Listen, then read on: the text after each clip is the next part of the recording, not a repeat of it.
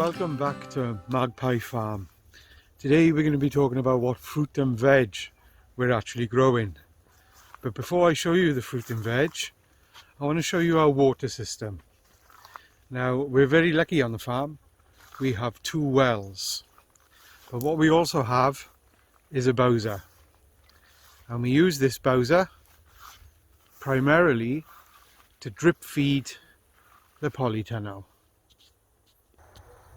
Basically, as I mentioned, the bowser has a connection to it, and I have a drip feed system that goes into the polytunnel, and that helps me then actually not having to have the pump on to constantly pump water around the farm. I also have some nettle tea, as they call it. You wouldn't want to drink this tea.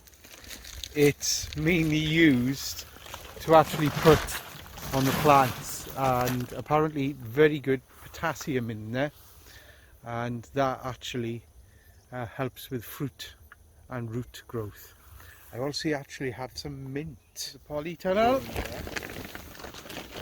Okay, so as you can see, there are quite a bit of veg here that I haven't been able to plant out yet and will not. These are a few tomato plants and a few beans. I will try to get the beans out because they are a late cropping variety. Now, one of my successes that I've had this year is peppers, and it's the first time I've ever grown them. I don't know if you can see on there, but there's absolute bagloads of peppers coming. And I got all along here is pepper plants, and they're all fruiting, or at least they've all got flowers on, and some have actually got fruit on, as you can see there. Okay, another success that we've had this year so far is tomatoes. They're doing really well. We have an abundance of tomatoes coming, as you can see, and we've got about 3 or 4 different varieties of tomatoes growing in here. So I'm hoping we will have a bumper crop, as they say, which is not bad considering the earth isn't the best around here. It's classed as a class 3 earth, apparently, which means, so I'm reliably told, good for growing potatoes. So we did buy some. As you can see, there's some massive tomatoes down there growing, some beef tomatoes. So I'm really proud of my tomatoes. Yeah, they're doing quite well. I have been topping them, but they're growing furiously, as you can see. And again, some more pepper plants with some more fruit on them. Okay, and I do have, I can see that the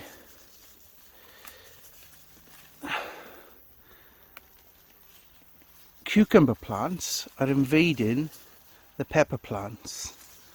Okay, that's probably my fault because I haven't done enough preparation on that. Okay, now cucumber plants. It was going all so well, and then this happened. They all started dying off on the leaves with a fungal. I have treated them with an antifungal, so hopefully it shouldn't progress any further. But on a positive note, we have cucumbers. There are 2 varieties, what I call the spiky and non-spiky. So we've got the non-spiky here, which is a general eating cucumber apparently. Again, this is all new to me. And we've got the spiky cucumber for pickling, and they will be taken off the vine very soon. and we'll have another fun time trying to pickle these. The reason they're still on the vine is because I should have probably picked them before I treated, and obviously apparently the fruit, when you treat something, has to stay on for around 10 days to make sure the chemicals that you're treating it with are working through the system. Personally, I would prefer not to treat with chemicals at all, and if I could find a more natural solution, I would. In fact, I did try the bicarb and washing up liquid one, but that just didn't touch it at all. Maybe I didn't allow it enough time, but we didn't get the result that we needed with that. So we do have some more coming. Hopefully, even though there's issues with a lot of the leaves that have turned and died off, that won't overly affect the amount of fruit we're going to get higher up. And I do have one other thing. Have a melon plant, and there's actually melons. I think the start of melons coming on there. We will see, as they say, and watch this space about whether we actually get melons or not from this. I think it's probably a bit too late. They didn't germinate very well at all, but nevertheless it's in. And more tomatoes and strawberries. We did have a crop off the strawberries, not much. It is the first year, and I need to do some more work in regards to that, but we do have tomatoes and they are starting to ripen slowly but surely. And again over here, so massives of tomatoes if they just ripen, and some onions in here as well. Again, this was all a bit of an experiment this year, and it does seem a little bit disorganized, and that's because it is a little bit disorganized, because it was a bit of a rush to try and get everything done as quickly as we possibly could do. I will continue to the outside garden. Some more tomatoes here growing in pots. Now this, again, amazing amounts of fruit coming on this, and it's 4 plants in a pot that literally I thought were just going to die off because I didn't have any more room to put them. But I give them extra water, I give them extra feed, and they're surviving and they're doing pretty well. Here, another experiment. I got some parsnips that I am going to be planting out, and hopefully they will grow. I did try direct seeding, and well, you'll see some of the results of that in a moment.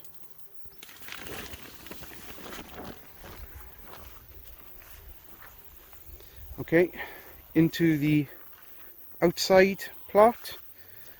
I created 4 lines or lanes, and again this was a bit of an experiment because we didn't know if we'd have time to do anything more.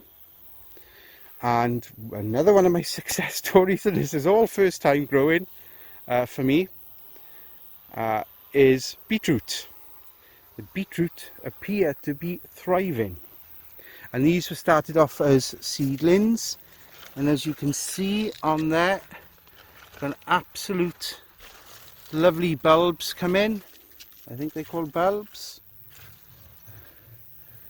And of course I've been told as well you can use the leaves for salad. I've also got some cabbage. Yay! Another first. I got 4 cabbages growing here, or 5 cabbages should I say, growing. The one not so good on the end, although the bugs and the critters do love those, so I've had to spray with a natural solution that I found online, and that seems to be doing the trick. It keeps the cabbage butterfly off them. Here we got some sad looking onions, and a bit of space where some onions have died, and some better looking onions. Now I need to do some reading up this afternoon because somebody told me I should top these onions, the stalks, that I should cut the stalks back, and that will help the bulbs grow. So I should take the stalks down to about half, but I want to read up on it a bit more, and YouTube is my friend for allowing me to do that. We got some potatoes here. Basically this is the no-till method that I'm trying in regards to this. Basically it was a number of old potatoes that we were going to throw out that had turned to a bit of seed. Literally put them on and put some straw over the top, and I do need to top up the sides. Over in Poland though, there is an issue with potato beetle. Never had that in the UK, and I have grown potatoes before in the UK, not the no-till method, but generally. So again, I've been going around picking off the beetroot, the potato beetle. There we are. This is warts and all video. Okay, carrots. Success with carrots. Well, sort of. Okay, we got some carrots growing, and again, this was a no-till. Literally, put the seed down, put some mulch over the top, which was literally just old hay that is starting to turn, and this is the result. Now again, somebody said I should thin, and yes, for the observant amongst you, that is a potato plant, and I will come back to that potato plant in a moment. There's a story behind it. So do I thin these carrots or do I not thin these carrots? Tell me what you think. I don't know. I really don't know. Tell me in the comments below. Okay, back to this potato plant. That is actually a potato plant from seed. And when I say from seed, I actually bought a pack of seeds. There was only like 5 seeds in this pack, and I got 2 to actually germinate and actually produce a potato plant. And I had a little space by here because the critters come in the night and decided to eat what was growing in that particular area. You know, who would have figured, eh? Critters on a farm. But anyway, it's growing, so let's see what happens in regards to that. Okay, as you can see around here, this was an area that we was planning to actually grow into as well, but time hasn't allowed us. We had to literally plan all our days out of what we're going to be getting done on this, whether it's building in the house or whether it's doing something on the land. And the land took priority this last week because we've had to put our netting up and put the posts in. You probably can't see the netting, but we've put posts. We haven't quite finished it because it is hard work. Literally digging the holes, putting the posts in, and then putting the netting along. And our land goes up and around the back of the barns, as you can see, and edges off there. So we need to finish that particular area up there. Okay, back to the veggie. What we did manage to do was, in the first couple of weeks, was actually get somebody to plough this over and then till a bit, and I've used some, with varying success, weed fabric. I'm not so sure that I will use it again, to be perfectly honest, in this level, because the plan was we were going to have numerous amounts of plants on the weed fabric, but the ground is simply too hard with the sods and everything underneath. When I say sods, that's the clumps of old grass attached, which I'll show you in a minute. But we do have some, I call them dwarf beans, because I have no idea if they're dwarf beans, but they're producing beans anyway, and these will need picking very soon. We also have some outside cucumbers. Again, they've produced quite a bit of fruit, but again they had the same issue. So as you can probably see on there, they've been treated with a copper sulfate for the fungi. But it's a bit weird. I don't know if it's because we had a week or two of showers and damp rain, if that's the reason. Again, if you know the reason, put it down in the comments below, because I'm learning and I'll be the first to admit that I certainly do not know it all. Okay, so and this literally went all along. Now I don't know if this is because I literally treated every one of them as a sort of preventative and that's literally killed them off as a result. I don't know. Or maybe it's too much sun. I hear they do like to be semi-shaded. Okay, and we do have a few tomato plants that are actually starting to flower as well. And a solitary bean plant as well. Okay, it's all starting off. This is warts and all, as we said. And as I mentioned earlier, they do say that this land is of the class that's good for doing potatoes and not much else. We'll find out, I guess. That doesn't mean we can't upgrade it by treating it with some natural fertilizer. We do have the rabbits and the chickens after all. Again, potatoes. As you can see though, we've had a few incursions with deer and wild boar coming onto the land and thinking, this looks tasty, we'll have a bit of a munch.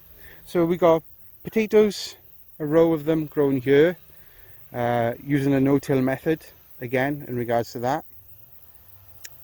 that.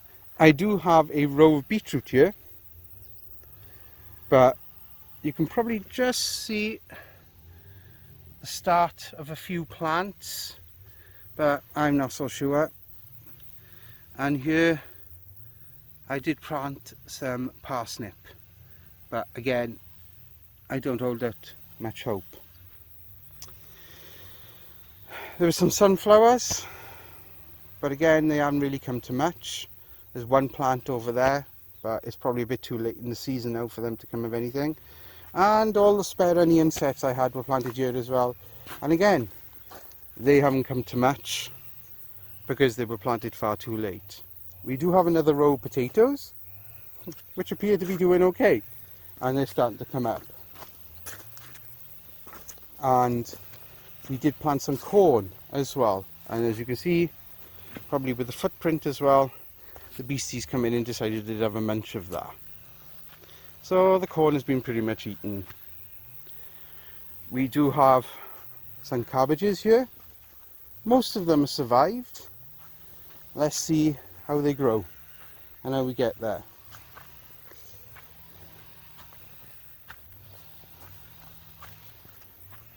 We do have one corn plant doing pretty well. Fingers crossed, eh? Probably too late again, but we live and learn, as they say. And again, some more beetroot here.